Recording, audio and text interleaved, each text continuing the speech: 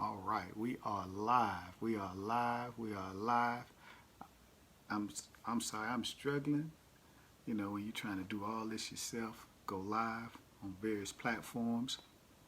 Hey, my name is Dwayne Roberts, and I just have this question for you. Uh, are, are you an emerging leader who's struggling to identify your strengths as a leader? Truth is, many of us as leaders have a difficulty identifying our strengths as leaders. It's my aim to really help leaders enhance their leadership through professional development and personal growth. I served over 20 years on active duty in various leadership positions. And as going through the ranks, one thing I realized was that I struggled too with my leadership. Um, with all honesty, it wasn't until I exited the military that my understanding for leadership shifted. So maybe you are an individual who's struggling to identify the leader within. You're in your organizations, in your communities, or possibly even in your homes, wondering and trying to figure out how you can be a more effective leader. And I just want to help you draw to some simple principles for drawing to becoming a much more effective leader. Some things that really helped me groom me in my search for leadership, and that were the five principles of leadership: being able to model the way, inspire shared vision, challenging the process of others, enabling others to act, as well as encouraging the heart of others. When I begin to practice those five principles of leadership, they begin to just really help mold me. And so I want to go over some of those basic principles to help you identify too the leader within. First off, let's ask this: what do we clarify or understand to be leadership? I mean, I know there's many different definitions for leadership, and many people use definitions such as influencer, or words such as influencers, motivators, inspiration. But I find that leaders solve problems. That's your job as a leader, to be able to solve problems, to identify and have a solution. And so leaders draw from a place of vision. They're able to identify a problem and then put together or see a vision or solution for that problem.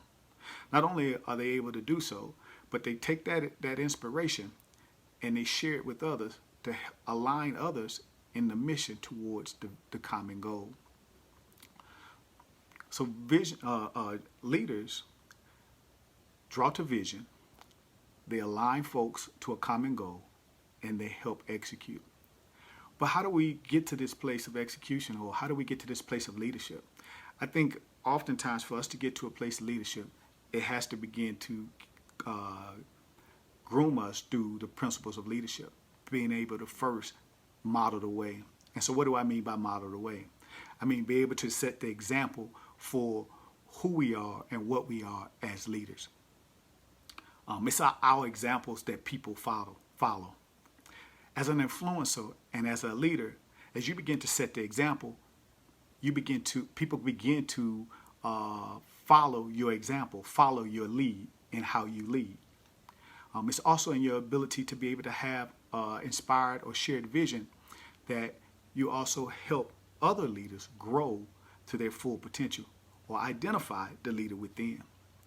See, as leaders, as I said earlier, we all are inspired through vision, through solving problems and applying a vision for how we want things to look like at the end.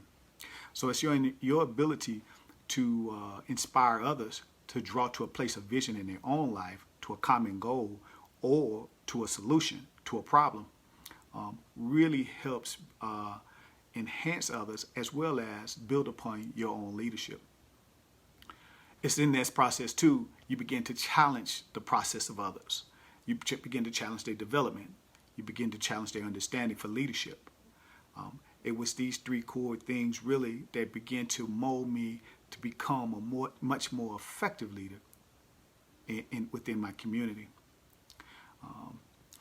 It's the process of being able to enable to act, allowing leaders to lead first themselves.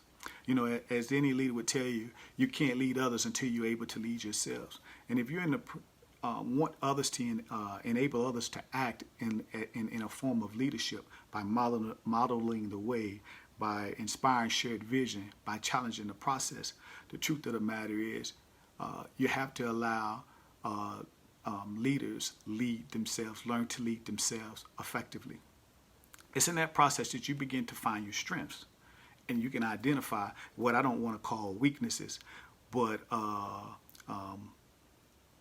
independencies that you can improve on, you know, in life. I think we all have something we can improve on as leaders, but it's in that ability to really act, go through the process of leadership, to go through the grooming of leadership, to begin to take on small tasks and take advantage of small opportunities in life to enhance your leadership.